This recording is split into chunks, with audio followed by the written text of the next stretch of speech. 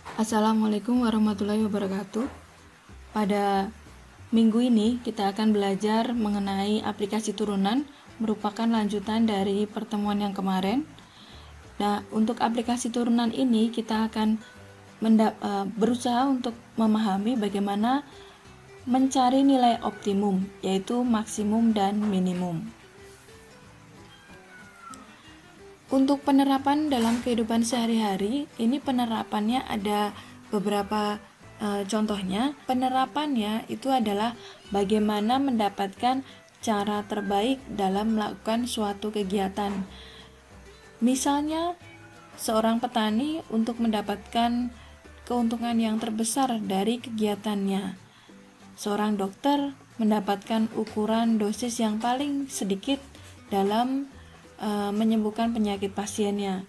Kemudian yang ketiga, manajer pabrik bagaimana caranya untuk bisa menekan biaya distribusi produknya atau mungkin biaya produksinya.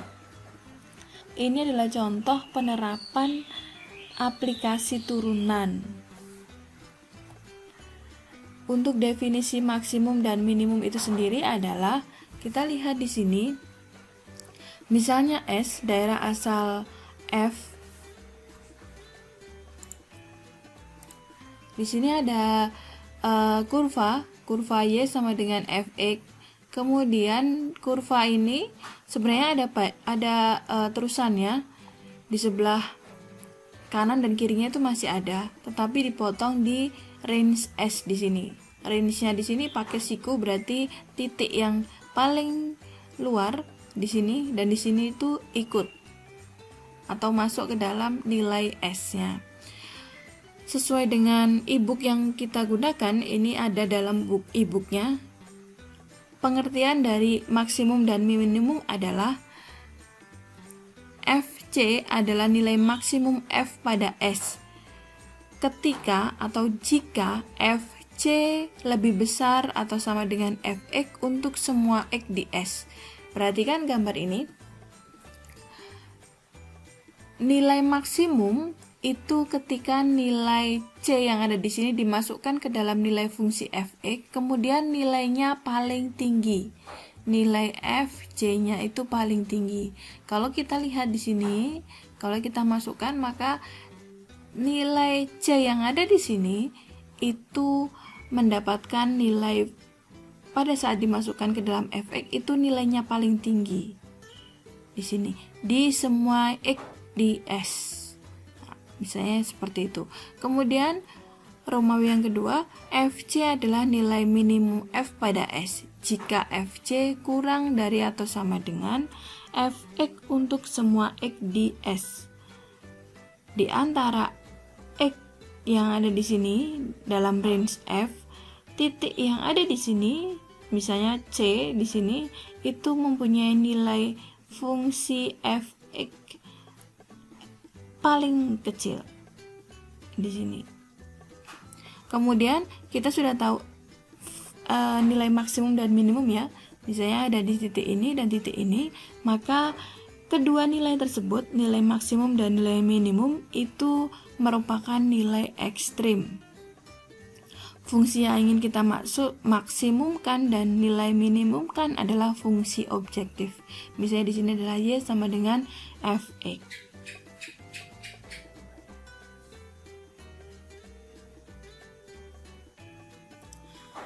Ada 3 contoh kurva di sini. Kita coba bahas satu-satu ya. Yang sebelah kiri warna biru, kita lihat di sini ada kurva, kemudian kurva ini terpotong dengan range yang paling kiri di sini dan paling kanan ini, range-nya ini. Kemudian titiknya ini tertutup. Titik tertutup berarti titiknya di sini ada nilainya termasuk dalam range tersebut.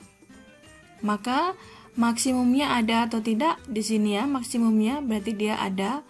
Kemudian minimumnya ada di sini. Titik kritisnya ada 3. 1, 2, 3. Titik kritis adalah calon titik ekstrim. Jadi bisa saja di antara titik ekstrim itu ada nilai maksimum dan nilai minimum atau calon titik ekstrim.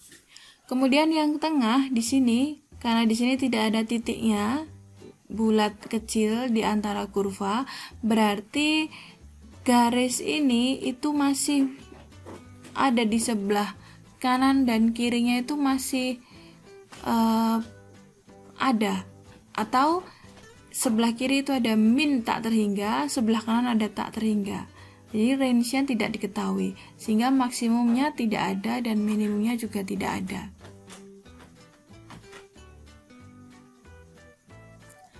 Kemudian yang sebelah kanan ini, yang di sebelah kanan di sini ada sebuah kurva, tetapi ada kurva yang tidak berhubungan ya. Kalau Anda lihat, titik minimumnya ada di sebelah sini, sebelah kiri, maksimumnya itu tidak ada, karena di sini terbuka, bulatnya terbuka, sehingga maksimumnya tidak ada, tetapi terdapat nilai minimumnya. Teorema B kita lanjutkan, teorema keberadaan maksimum dan minimum. Jika F kontinu pada interval tertutup A, B, maka F mencapai nilai maksimum dan minimum A yang ada di sana, seperti pada gambar kiri dan kanan. Dan yang tengah, karena di sini tidak ada interval yang tertutup, maka tidak ada nilai maksimum dan minimumnya.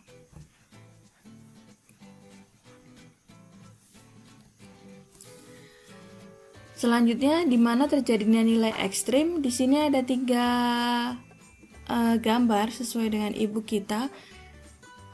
Nilai ekstrim itu bisa kita dapatkan dengan beberapa cara. Salah satunya ada di antara teorema C.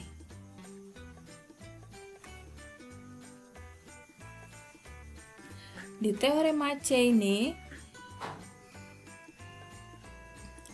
titik ujung dari I, jadi intervalnya nanti itu titik ujungnya termasuk salah satu cara untuk mendapatkan titik kritis. Selanjutnya, mendapatkan titik stasioner. Caranya bagaimana? Dengan turunan pertama pada fungsi objektif tadi. Kemudian yang ketiga caranya adalah jika F tidak mempunyai turunan, maka kita bisa menggunakan titik singular.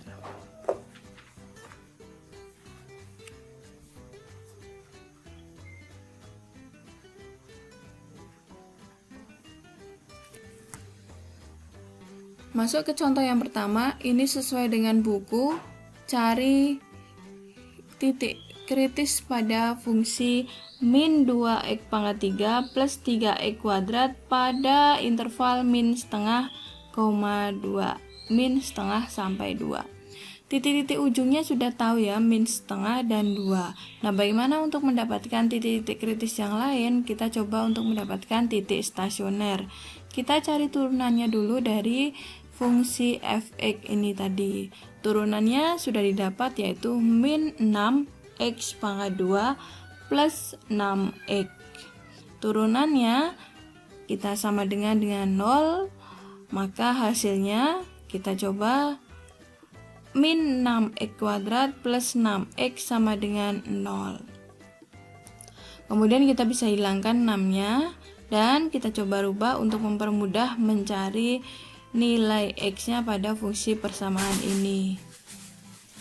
Kita bisa merubahnya menjadi seperti ini untuk bisa mempermudah mencari nilai fungsi persamaannya. Hasilnya adalah x sama dengan 0 atau x sama dengan 1. Maka titik kritisnya adalah min setengah, 0, 1, dan 2. Contoh yang kedua, carilah titik maksimum dan minimum fungsi z sama dengan sepertiga x pangkat 3 min 9x min 2. Ini adalah fungsi persamaan yang gambarnya ada di bawahnya. Ini gambarnya. Nah, sebenarnya ini gambarnya masih panjang, cuman intervalnya dipendekkan. Jadi di sini titik minimum lokal, maaf, ini titik maksimum lokal, di sini titik minimum lokal. Itu namanya ya, karena kurvanya sebenarnya ada panjang.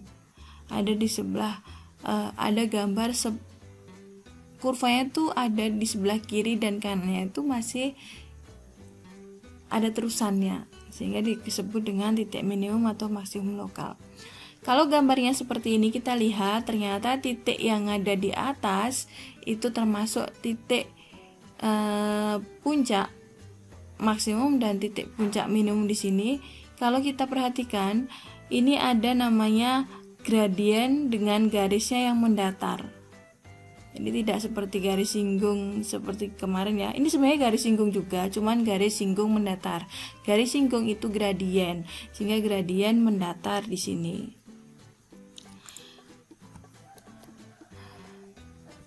Berdasarkan gambar ini atau berdasarkan soal yang tadi, kita pengen tahu nih berapa sih titik-titik kritisnya.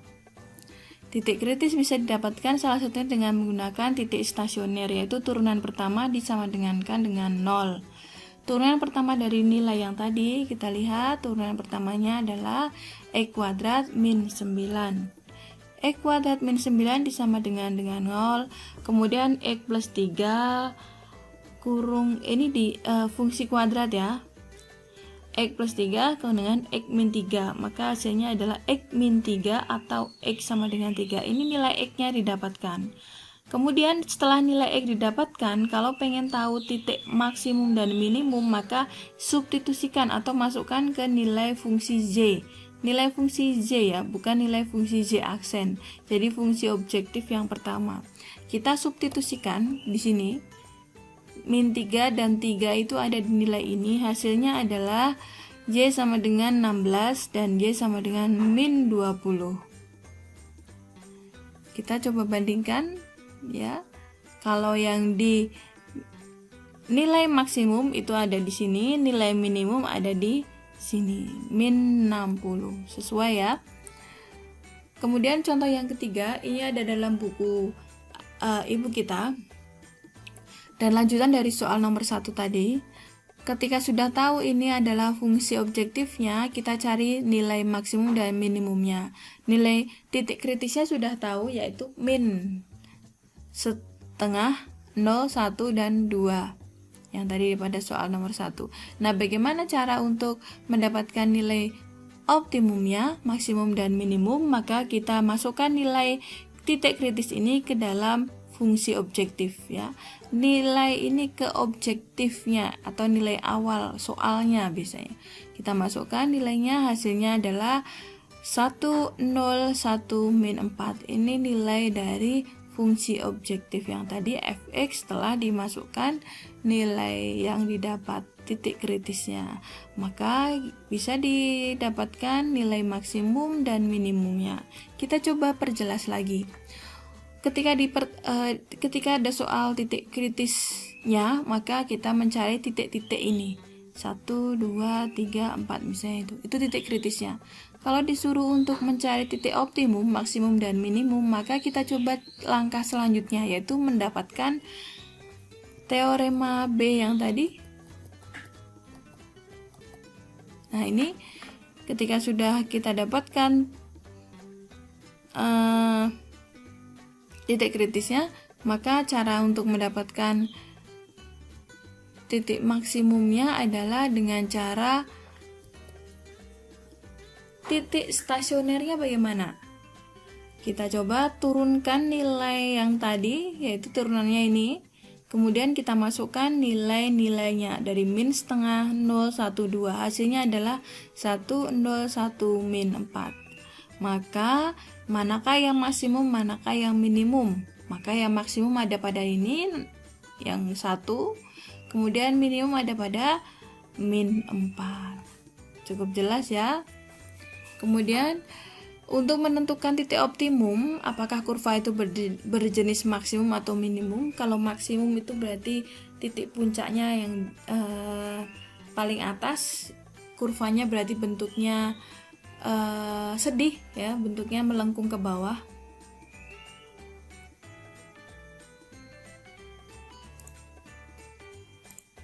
bentuknya seperti melengkung ke bawah. Nah, ini ada berarti dia termasuk titik maksimumnya. Caranya bagaimana? Kita mendapatkan turunan kedua. Turunan kedua itu berarti turunan pertama diturunkan lagi.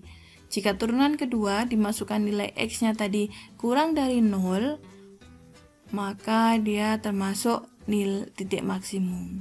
Bagaimana dengan titik minimum? Titik minimum berarti kurvanya bentuknya senyum. Nah, bagaimana caranya menentukan ini maksimum atau minimum? Jika kita tidak tahu kurvanya, maka kita menggunakan fungsi turunan kedua. Jadi fungsi yang tadi diturunkan dan diturunkan lagi. Jika turunan kedua dari fungsi objektif itu lebih besar daripada 0, maka dia termasuk titik minimum. Ya, setelah dimasukkan nilai X-nya, apakah lebih besar atau lebih kecil dari 0? Jika lebih besar dari 0, maka termasuk titik minimum atau kurvanya bentuknya melengkung, terbuka ke atas, terbuka di atas, atau senyum. Saya rasa itu untuk hari ini. Terima kasih. Aplikasi turunan yaitu untuk mendapatkan nilai optimum telah selesai. Apabila ada pertanyaan bisa ditanyakan pada kolom komentar. Terima kasih. Wassalamualaikum warahmatullahi wabarakatuh.